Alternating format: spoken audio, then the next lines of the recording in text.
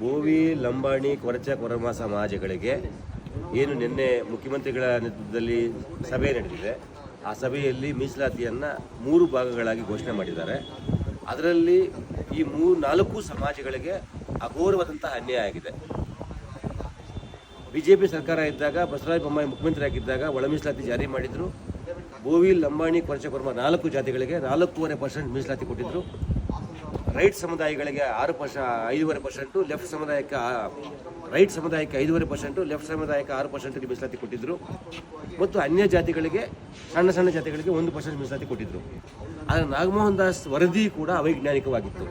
ನಾಗಮೋಹನ್ ದಾಸ್ ಅವರು ಒಂದು ಕಡೆ 6% ಅಂತ ಹೇಳ್ತಾರೆ, ಮತ್ತೊಂದು ಕಡೆ ಆದಿ ಕರ್ನಾಟಕ, ಆದಿ ದ್ರಾವಿಡಗೆ ಆದಿ ಆಂಧ್ರ 1% ಅಂತ ಹೇಳ್ತಾರೆ, ಮತ್ತು ಬೋವಿ ಲಂಬಾಣಿ ಕೊರಚ ಕೊರಮಗೆ 4% ಹೇಳ್ತಾರೆ, ಮತ್ತು ಅನ್ಯ ಸಮಾಜಗಳಿಗೆ 1% ಅಂತ ಹೇಳ್ತಾರೆ. ಅವರ ವರದಿಯೂ ಅವೈಜ್ಞಾನಿಕವಾಗಿತ್ತು. ಮತ್ತು ಈಗ ನಿನ್ನೆ ಮಾಡಿದಂಥ ರಾಜ್ಯ ಸರ್ಕಾರವು ಕೂಡ ಈ 4 ಸಮಾಜಗಳಿಗೆ ಅನ್ಯಾಯ ಮಾಡಿದೆ. ರೈಟ್ ಸಮುದಾಯಗಳಿಗೆ 6% ಕೊಟ್ಟಿದ್ದಾರೆ, ಲೆಫ್ಟ್ ಸಮುದಾಯಗಳಿಗೆ 6% ಕೊಟ್ಟಿದ್ದಾರೆ. ನಮಗೇನು ಬೇಸರ ಇಲ್ಲ. ಆದರೆ ಬೋವಿ ಲಂಬಾಣಿ ಕೊರಚ ಕೊರಮ ಸಮುದಾಯಗಳಿಗೆ 4.5% ಇದ್ದಿದ್ದು ನಾಗಮೋಹನ್ ದಾಸ್ 4% ರೆಕಮೆಂಡ್ ಮಾಡಿದ್ದಾರೆ. ಆದರೆ ನಿನ್ನೆ ಕೊಡಬೇಕಾದ್ರೆ ಈ 4 ಜಾತಿಗಳ ಜೊತೆಗೆ ಇನ್ನು ಉಳಿಕೆ 62 ಜಾತಿಗಳು 63 ಜಾತಿಗಳು ಸೇರಿಸಿ ಒಟ್ಟು 69 ಜಾತಿಗಳಿಗೆ 5% ಕೊಟ್ಟಿದ್ದಾರೆ.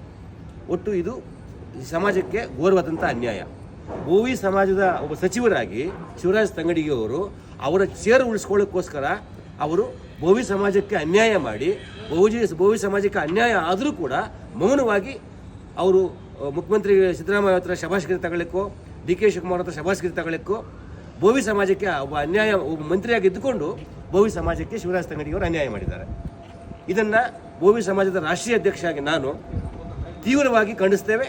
ಮತ್ತು ರಾಜ್ಯ ಮಟ್ಟದಲ್ಲಿ ಬೋವಿ ಸಮಾಜವನ್ನು ಜಾಗೃತಿಗೊಳಿಸಿ ನಾವು ಜಿಲ್ಲಾ ಮಟ್ಟದಲ್ಲಿ, ತಾಲೂಕು ಮಟ್ಟದಲ್ಲಿ ಈ ವಿಷಯಕ್ಕೆ ಸಂಬಂಧಪಟ್ಟಾಗೆ ಪ್ರತಿಭಟನೆಗಳು ಕೂಡ ಮಾಡ್ತೇವೆ. ಮತ್ತು ಬೋವಿ ಸಮಾಜಕ್ಕೆ ಸೂಕ್ತವಾದ ಸ್ಥಾನಮಾನ ಸಿಗಬೇಕು.